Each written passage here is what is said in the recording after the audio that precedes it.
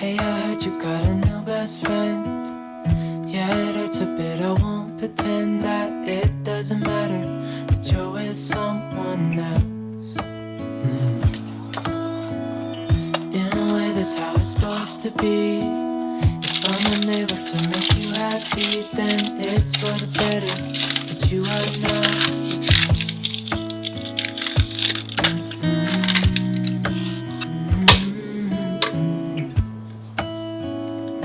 That's why I wrote you a letter, 'cause you see, I write so much better than I speak.